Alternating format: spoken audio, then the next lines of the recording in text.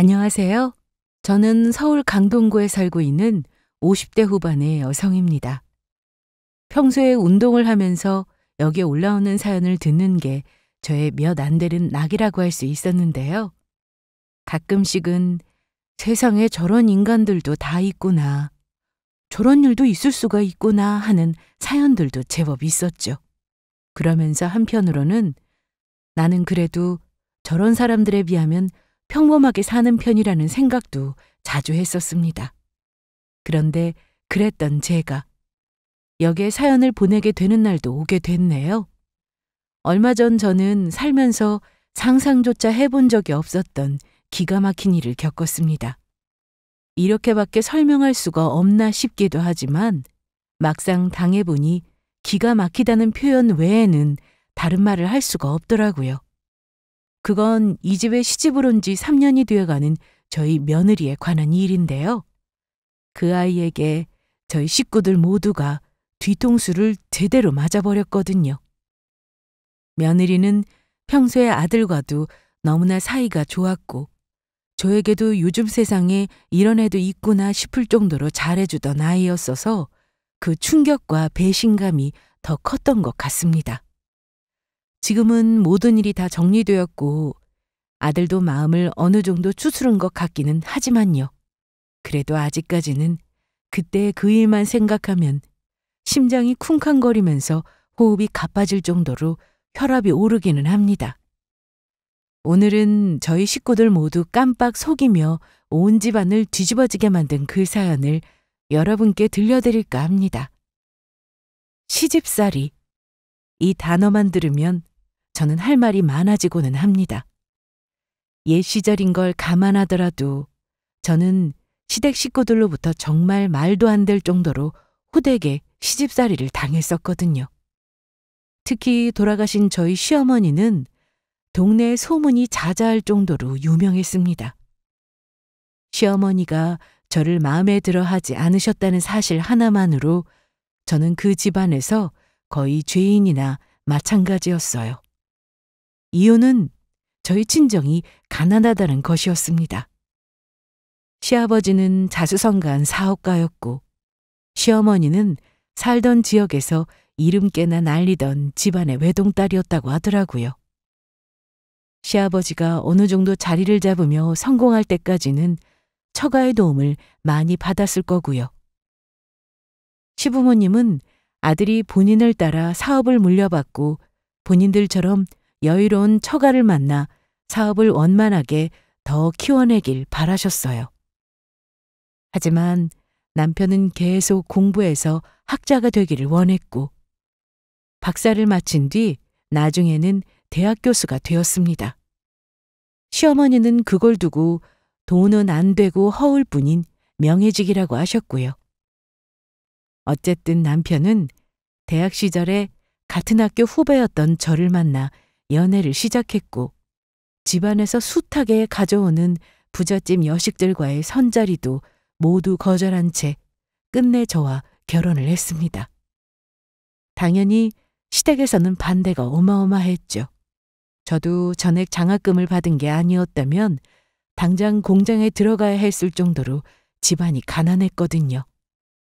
그나마 저희 아버지가 아무리 가난해도 하나밖에 없는 딸 자식 공부는 시켜야겠다며 허락을 해주신 덕분에 대학을 갈 수 있었던 거고요. 그래도 학교를 졸업한 후에 저도 나름대로 성공한 여성이라고 할 수 있었습니다. 별 어려움 없이 사람들이 좋다고 하는 회사에 취업을 했고 밖에서는 인정도 받으면서 일을 했거든요. 그래도 시어머니의 분은 여전히 풀리지 않으셨나 봅니다. 저만 보면 아주 못 잡아먹어서 안달이 난 사람처럼 제 행동이나 말 한마디마다 역정을 내고는 하셨어요. 특히나 제가 견디기 힘들었던 것은 주로 식사 문제였습니다. 너는 어떻게 된 애가 시집 온 지가 언젠데 아직도 음식에 가나나를 제대로 못 맞춰? 죄송해요, 어머님. 입맛에 안 맞으세요? 국은 맑고 슴슴하게 끓이고 찌개는 깊은 맛이 나게 끓이라고 몇 번을 말했니? 네가 한번 먹어봐라. 이게 어디 사람 먹을 음식인지. 간을 한다고 했는데 제가 다시 끓여올게요. 이 집안에는 규칙 아닌 규칙이 있었습니다. 그건 아무리 바쁘더라도 모든 식구들이 한자리에 모여서 꼭 아침 식사를 해야 하고 그 아침은 반드시 며느리가 차려야 한다는 것이었어요. 그 며느리가 직장을 다니는지 아닌지는 전혀 고려할 사항이 아니었고요. 집에는 평소에 집안일을 해주시는 도우미 아주머니들이 2분이나 계셨지만 아침 식사만큼은 전혀 관여하지 않았습니다. 덕분에 저는 전날 늦게까지 야근을 하거나 아침에 아무리 바쁘더라도 새벽같이 일어나 1시간 넘게 아침 준비를 해야 했는데요. 문제는 저희 시어머니의 입맛을 맞추는 게 정말 보통 일이 아니었다는 것이었습니다. 솔직히 저는 음식 솜씨가 나쁜 편이 아니었어요. 오히려 어디 가서 식당을 차려도 되겠다며 맛있다는 소리를 종종 들을 정도였는데요. 하지만 시어머니 앞에서는 어림도 없는 이야기였죠. 시어머니는 거의 사나흘에 한 번꼴로 정말 혼이 쏙 나갈 정도로 야단을 치시고는 했습니다. 하지만 음식은 시작이었어요. 시집을 온 이후부터 마치 관객들에게 선을 보이는 연예인이라도 된 것처럼 시어머니는 사사건건 저에 대해 간섭을 하고 트집을 잡으셨어요. 옷 입은 것부터 시작해서 가방과 구두, 액세서리, 머리 모양, 화장하는 것에 이르기까지 전부 다요. 너 화장이 왜 그렇게 진하니? 머리 모양은 또 그게 뭐고? 아, 별로 진하지는 않은 것 같은데요. 시애미가 그렇다면 그런 줄 알지 어디서 버릇없게 따박따박 말대답이야? 밖에 나가서 사람들 붙잡고 한번 물어봐라. 결혼한 여자가 어디 너처럼 하고 다니는지. 저를 더 힘들게 했던 건 시어머니의 트집에 딱히 기준이 있는 것도 아니었다는 것이었습니다. 어떤 날은 화장이 진하다고 말씀하시고 어떤 날은 또 화장 좀 제대로 하고 다니라며 벌컥 화를 내시기 일쑤였거든요. 어느 장단에 맞춰야 할지 모르겠다는 말이 딱 이럴 때 쓰는 말이었습니다. 심지어 남편이 돈 안 되는 교수가 되겠다는 것도 다 옆에서 제가 바람을 넣어서 꼬신 게 아니냐고도 하시더라고요.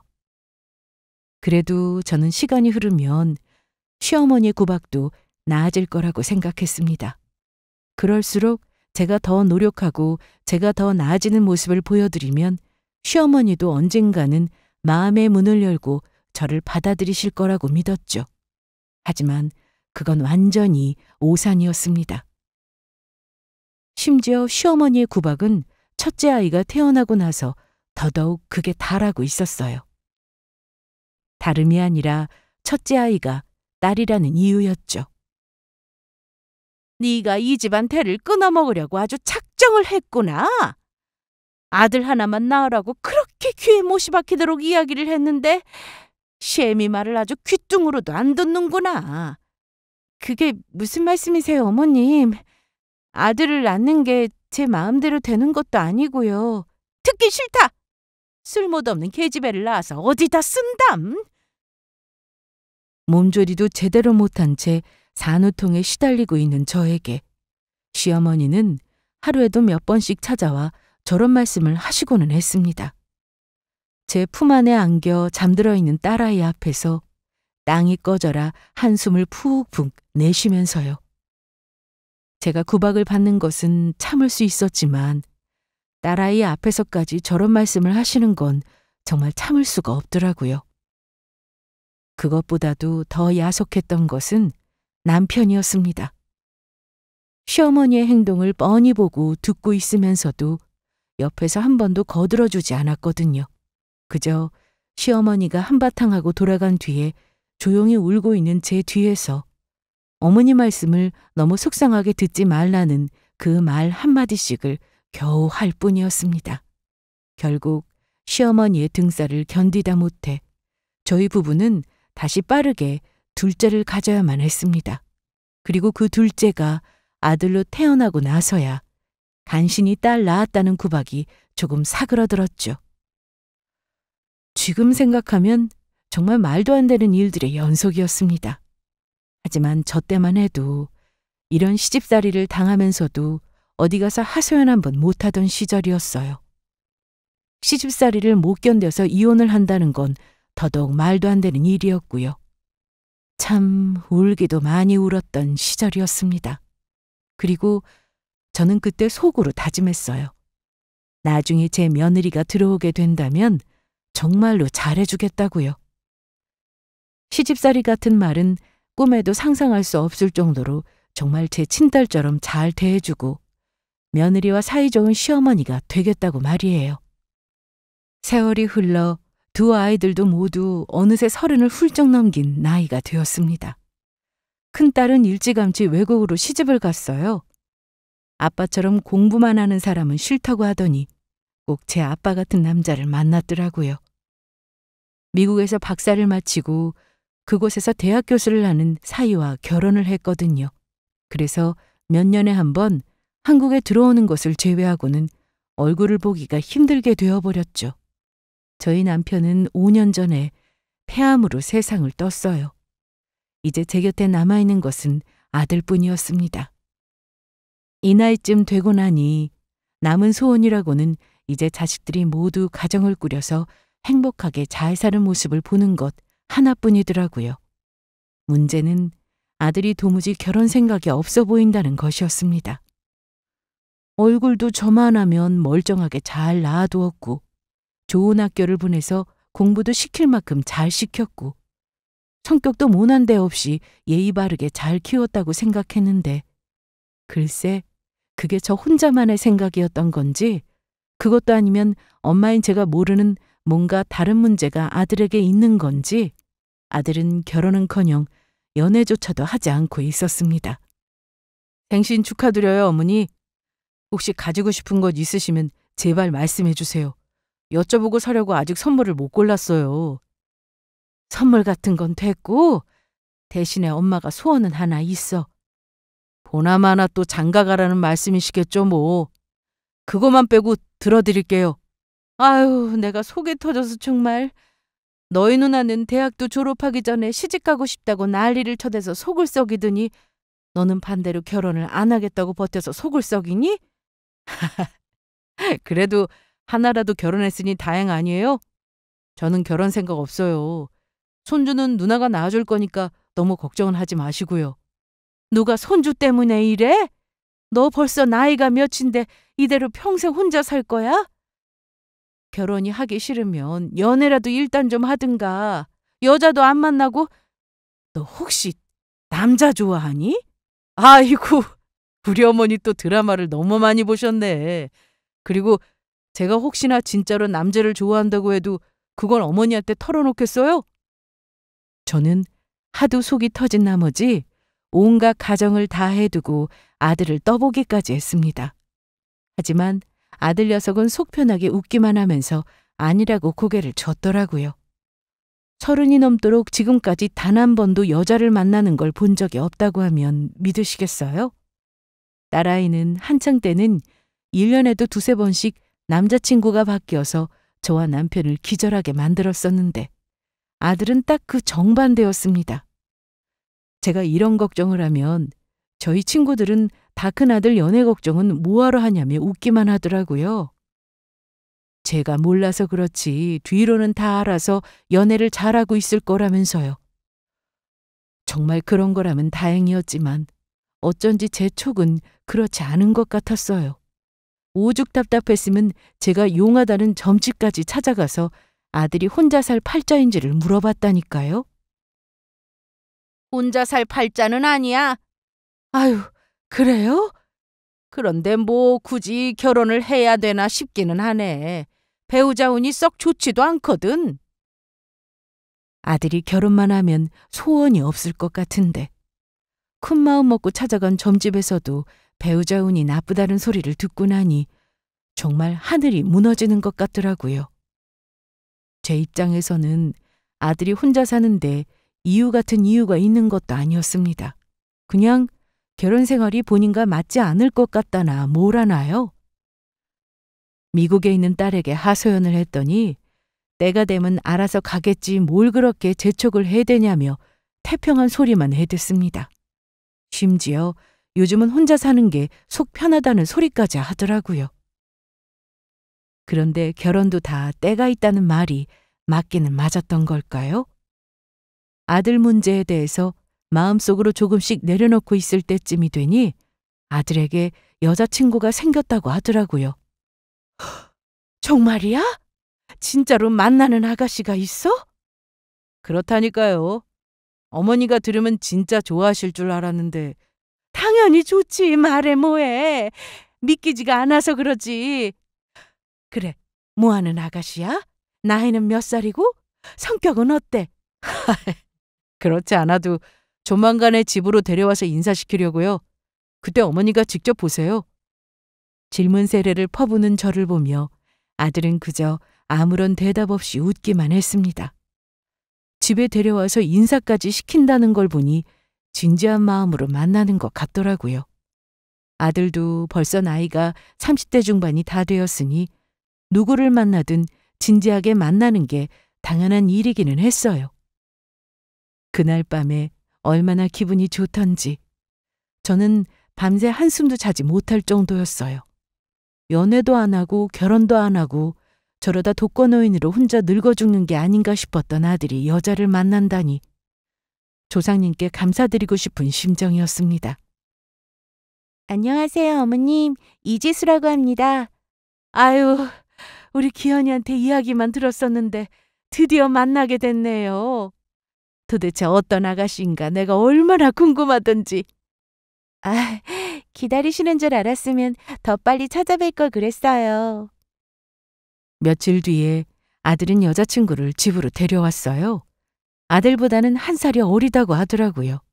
얼굴도 차만히 예쁘고 성격도 싹싹한 데다 예의도 바르고 방긋방긋 웃기도 잘하는 게 참 호감형인 아가씨였습니다. 아들 녀석이 좋아할 만도 하겠구나 싶더라고요. 두 사람은 운동을 하다가 만났다고 들었습니다. 듣기로는 무슨 한강에서 함께 달리기를 하는 모임에서 만났다고 하던데 요즘은 그런 게 또 유행이라고 하더라고요. 우리 때는 운동은 혼자서 하는 게 당연했는데 아무튼 어디를 가든 뭘 하든 그렇게라도 제 짝을 만났다니 천만다행이 아닌가 싶었습니다. 이 녀석이 여자도 안 만나고 결혼 생각도 없다고 해서 내가 얼마나 그동안 속을 끓였는지 몰라요. 그러셨을 것 같아요. 오빠가 원래 그전까지는 비혼주의였다고 하더라고요.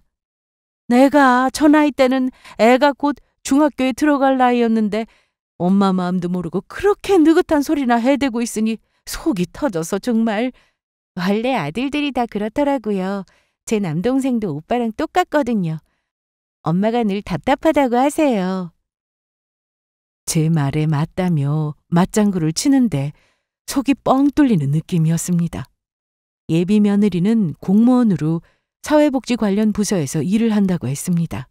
일을 하면서 매일같이 만나는 게 저와 비슷한 나이대의 사람들이라고 하더라고요.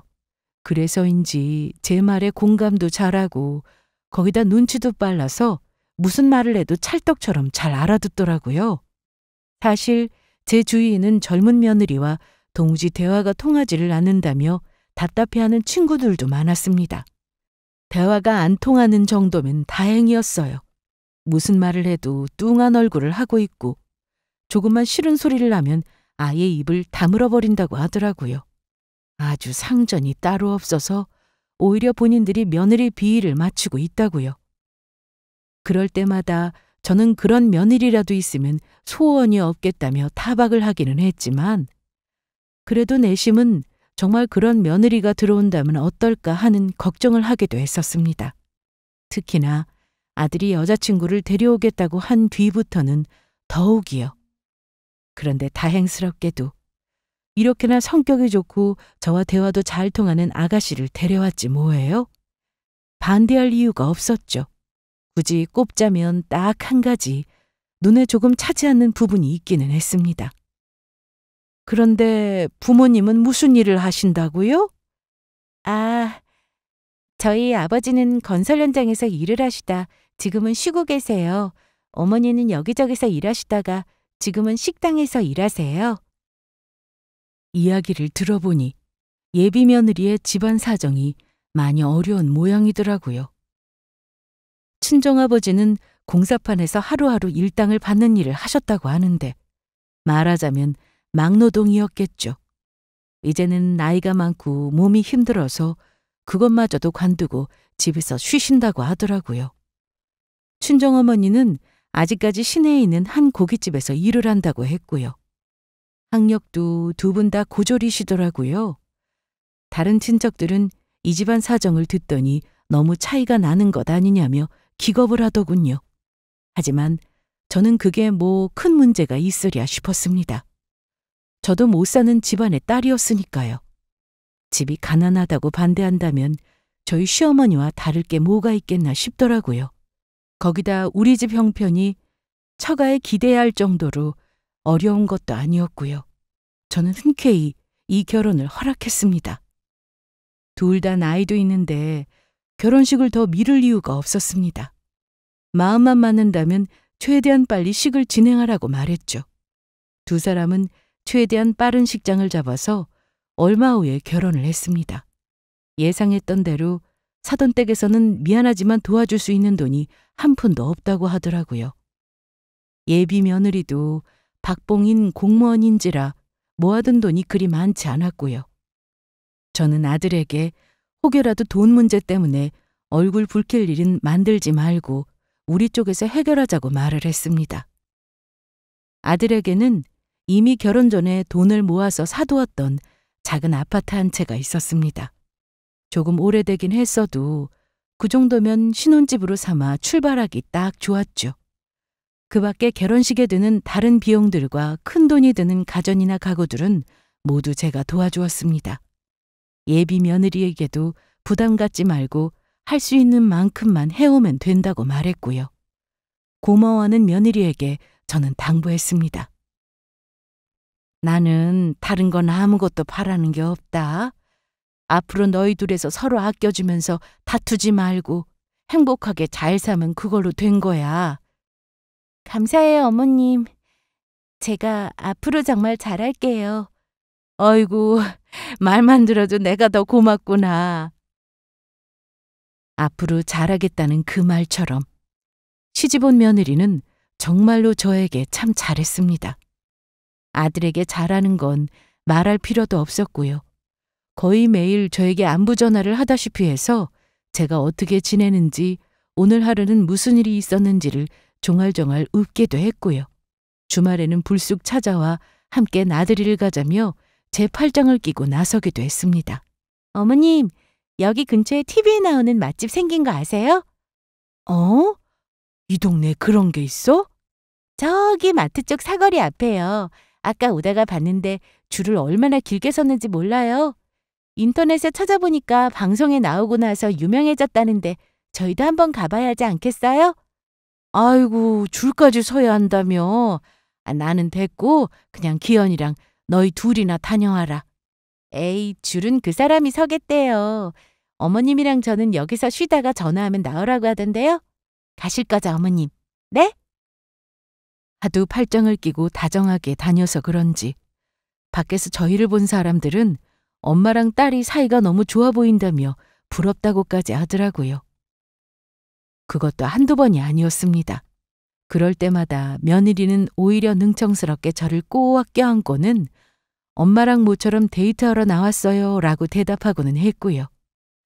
그런 소리를 하도 듣다 보니 저도 나중에는 며느리가 정말 딸처럼 느껴지더라고요. 친딸은 멀리 있어서 잘 볼 수도 없고 아들은 무뚝뚝한 성격이라 이런 재미는 느껴보지 못했었는데 말년에 내가 무슨 복이 있어서 이런 호사를 다 누리나 싶을 정도였습니다.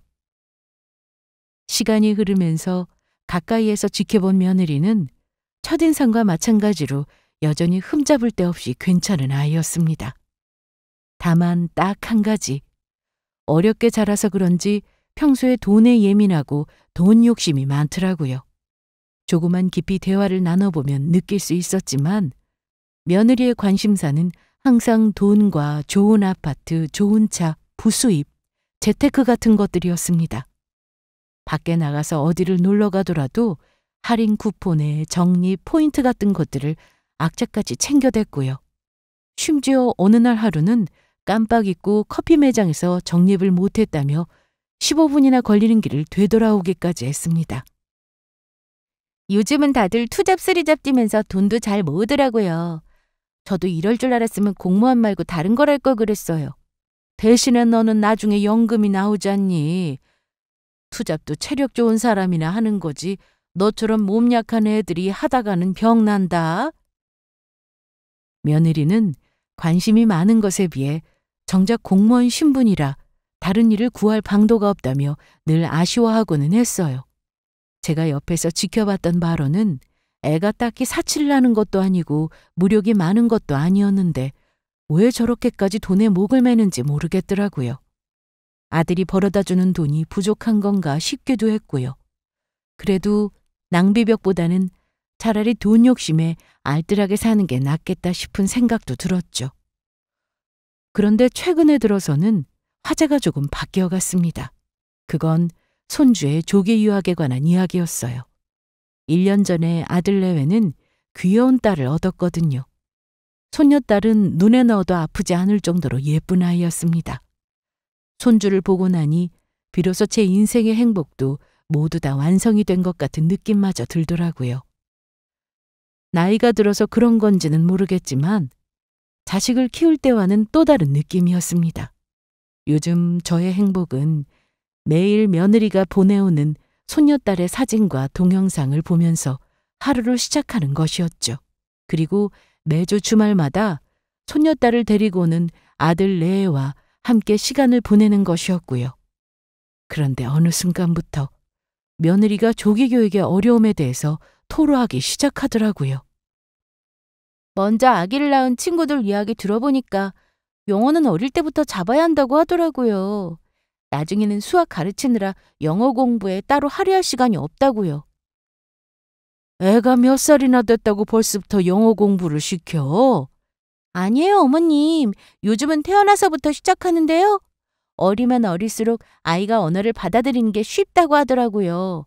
아무리 늦어도 4세 이전에는 시작해야 원어민이랑 동일한 수준으로 외국어를 구사할 수 있다고 하고요. 그래서 미국에 보내고 싶은 거야? 네. 형님도 미국에 계시잖아요. 너무 부러워 죽겠어요. 조카들은 자연스럽게 영어를 잘할 거 아니에요? 말하는 걸 들어보니 아무래도 단 1, 2년이라도 미국에 꼭 가고 싶은 모양이었습니다.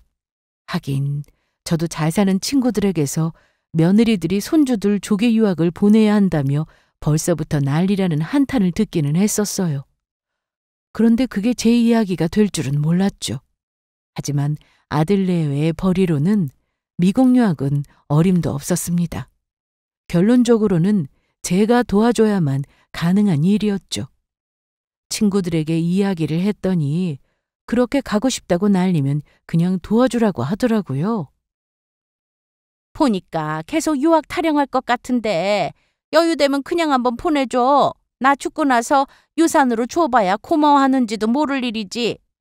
살아생전 도와주고 고맙다는 소리 들어. 그래, 유산으로 주면 세금으로만 뜯기는 돈이 얼마야? 어차피 중요할 거 아니야?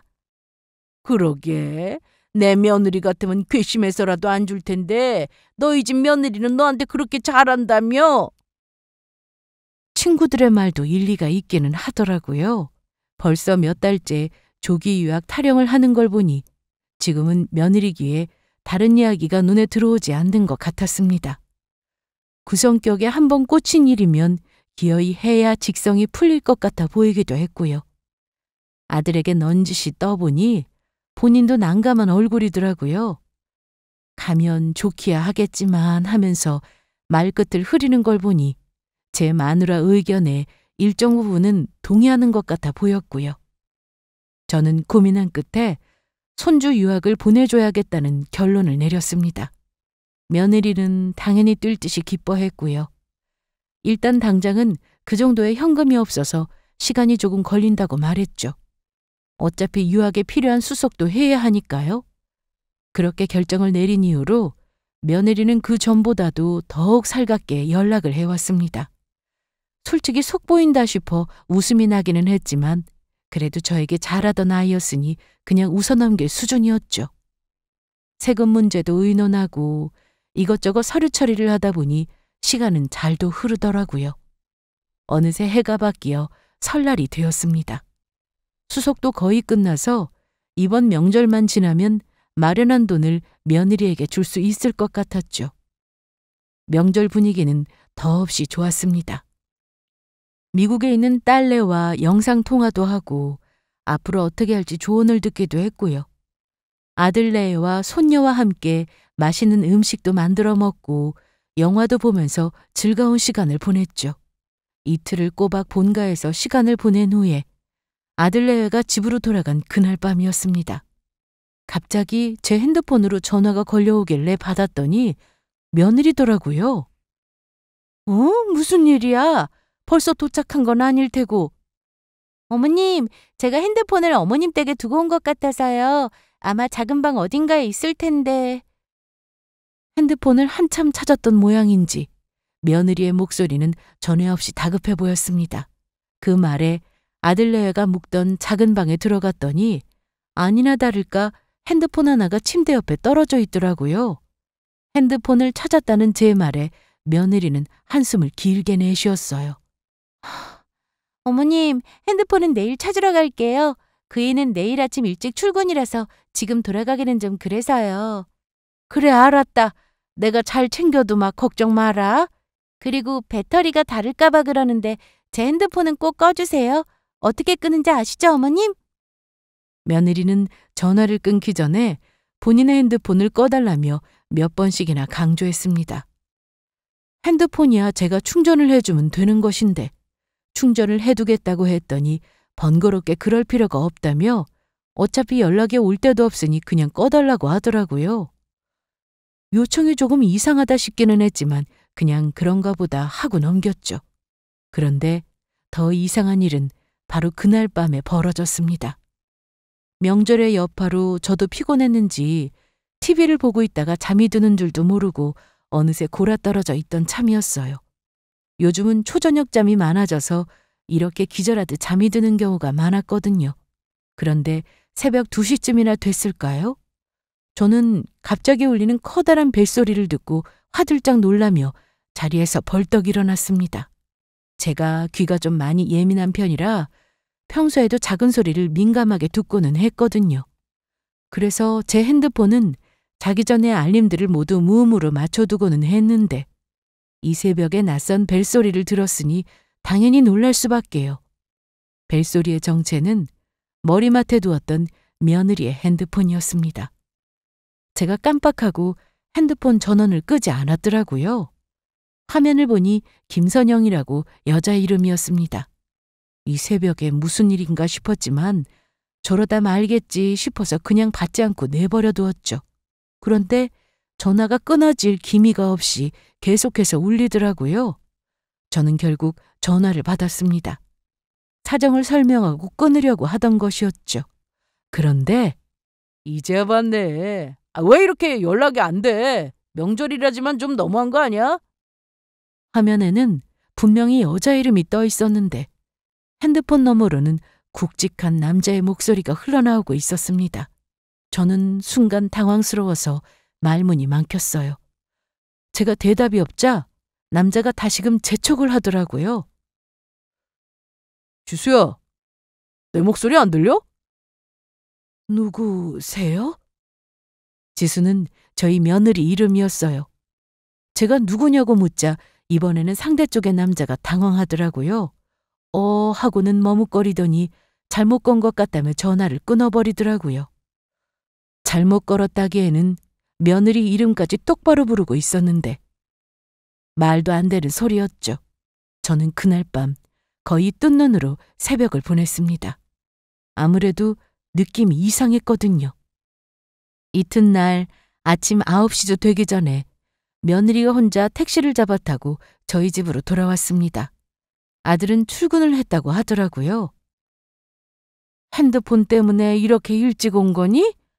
네? 네. 아무래도 핸드폰 없으니까 너무 불편해서요. 제가 정신이 이렇게 없더라고요. 어제는 집이 거의 다 와가서 알았어요. 확실히 다급해 보이기는 하더라고요. 이 시간에 벌써 여기까지 온 걸 보면 말이에요. 제가 꺼둔 핸드폰을 얼른 주머니에 집어넣으려는 며느리에게 저는 침착하게 물었습니다. 그런데 선영이가 누구니? 네? 선영이라고 전화 왔더라고. 그런데 받으니까 남자 목소리던데?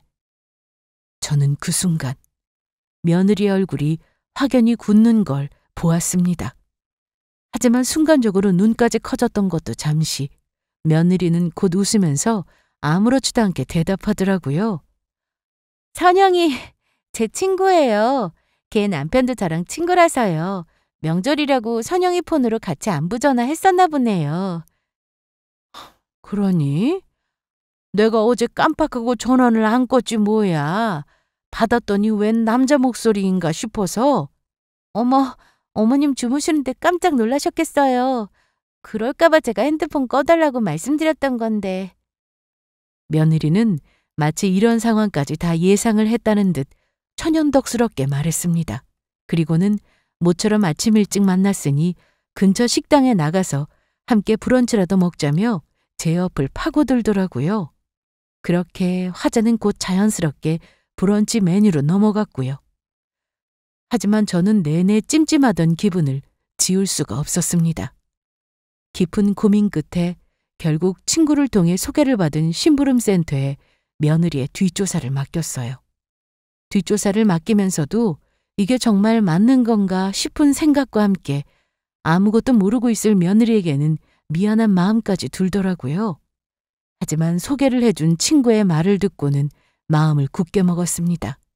만약 내 생각이 사실이 아니더라도 일단 의심이 든 이상은 아니라는 증거가 필요하다고요.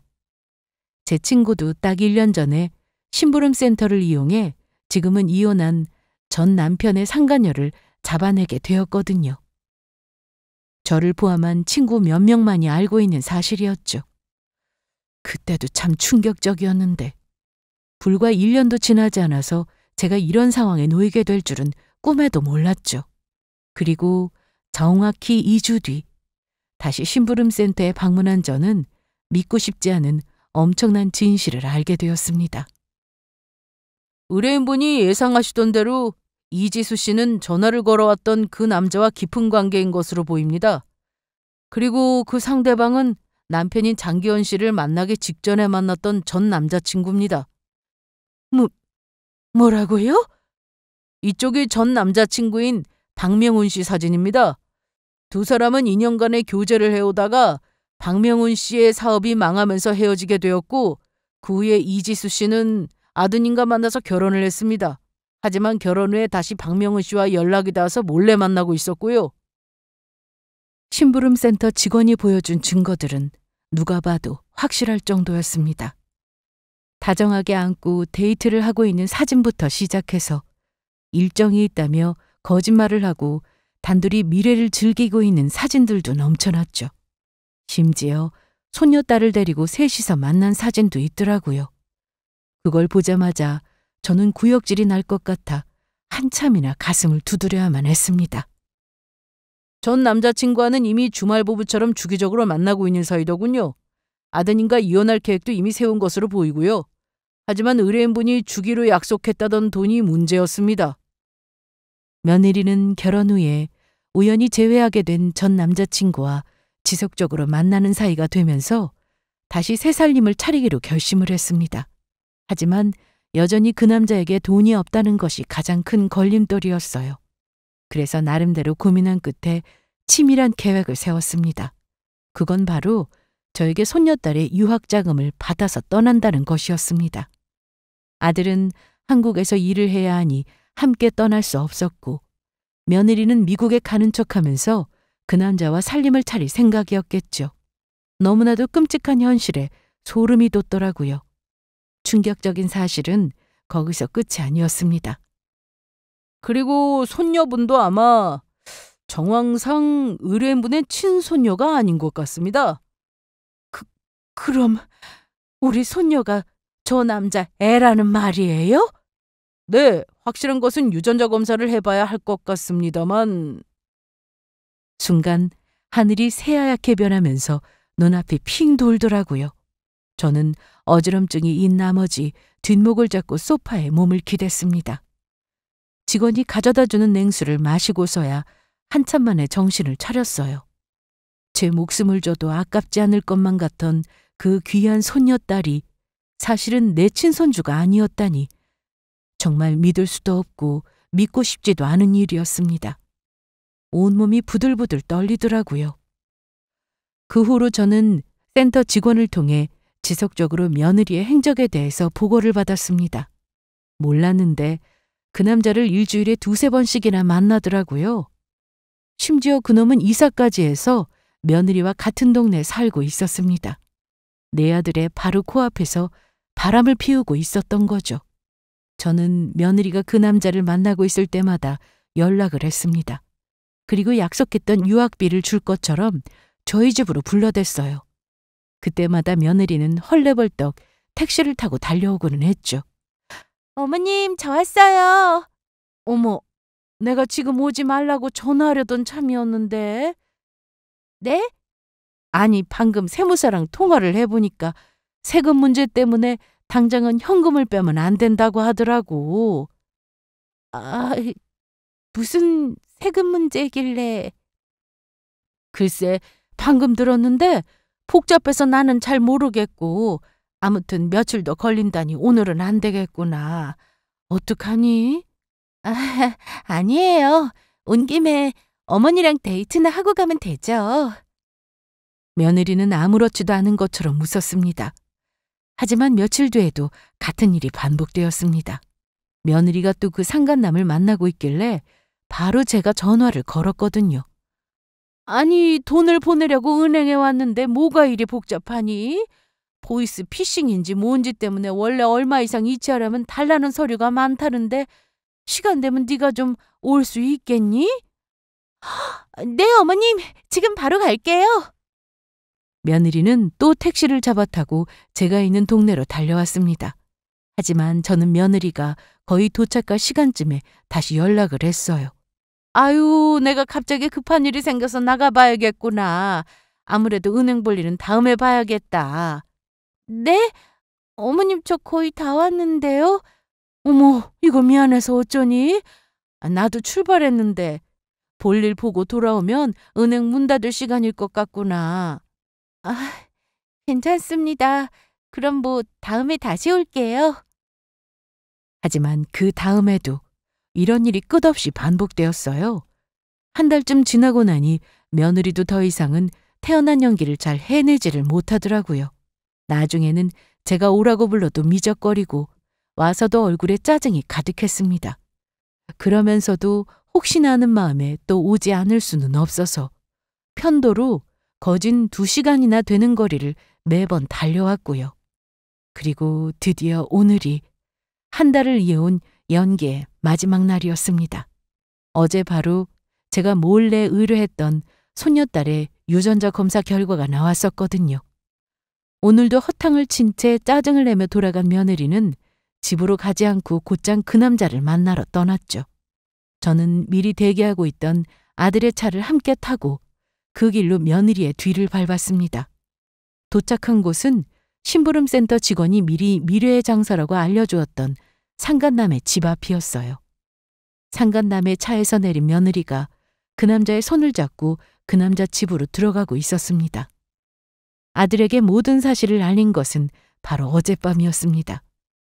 유전자 검사 결과지를 받은 직후였죠. 아들은 참담한 얼굴로 이 장면을 보더니 저더러 먼저 돌아가라고 말하더라고요. 저는 문제 생기지 않도록 차분하게 마무리 지으라는 말과 함께 먼저 집으로 돌아왔습니다. 그날 이후 아들과 며느리는 이혼을 하게 되었습니다. 지금까지 모았던 불륜 증거와 함께 끝내 이혼 소송으로 가게 되었고요. 저도 이렇게 충격적이었는데 아들은 얼마나 더 충격이었을까요? 심지어 상간남의 자식을 내 자식으로 키웠을 그 마음을 생각하면 자다가도 벌떡 일어나 가슴을 칠 정도였습니다. 법적으로 특히 문제가 되었던 부분도 남의 아이를 속여 키우게 한 부분이더라고요. 며느리는 1억에 가까운 위자료를 배상하고 맨몸으로 시집을 왔던 것처럼 그대로 아들네 집으로 쫓겨났습니다. 그토록 원하던 이혼을 시켜준 거죠. 그리고 그 남자도 상간남 소송을 통해서 몇 천만 원의 위자료를 배상했습니다. 그 후로는 둘이서 살림을 차렸는지 어떻게 됐는지는 알 수가 없네요. 기가 찬 것은 그 뻔뻔한 낙가죽으로 이혼하는 그 순간까지 아들에게 손녀딸 타령을 해댔다는 것이었습니다. 친자식은 아니라도 키운 정은 있잖아. 기어이 우리한테 위자료까지 다 뜯어내야겠어? 네가 그런 말을 할 자격이나 돼? 애한테 부끄럽지도 않아? 그나마 그 정이라도 남아서 이 정도까지만 하는 줄 알아. 솔직히 막판에 아들의 마음이 흔들릴까 봐 걱정을 했었는데 제가 우려하던 일은 없더라고요. 생각보다 아들이 받은 충격이 그만큼 컸다는 거겠죠. 벌써 몇 달이 흘렀지만 지금도 저는 가끔 그때의 일을 떠올리고는 합니다. 결혼 생각이 없었던 아들을 결혼하라며 닥달했던 게 문제였을까 하고요. 제가 사람 보는 눈이 없는 바람에 애초에 그런 아이를 며느리로 받아들이고 친딸처럼 예뻐라 했던 것도 문제였겠죠. 처음에는 온통 다 저의 잘못이었다는 후회만 들더라고요. 하지만 시간이 흐르고 나니 이제는 그런 생각도 들고는 합니다. 어차피 일어날 일은 인력으로 막을 수 없었을 것이고 그때는 그게 최선이었을 거라는 생각이요. 이제와 돌이킬 수 없는 일을 계속해서 후회하는 것보다는 앞으로 어떻게 잘 살지를 걱정하는 편이 더 낫겠다는 생각도 들었죠. 아들도 이제는 마음을 많이 추스른 것 같았습니다. 이혼 직후 그동안 아들은 집에만 틀어박혀서 꼼짝을 않고 있었거든요. 죽은 사람처럼 벽을 보고 잠만 자고 있었고요. 하지만 얼마 전에는 휴가를 길게 쓸 수 있게 되었다며 미국에 있는 제 누나에게 놀러 가자는 이야기를 하더라고요. 다행이다 싶었죠. 시간이 약이라는 말처럼 모든 것이 곧 괜찮아지기만을 바랄 뿐입니다. 여기까지 들어주셔서 감사합니다.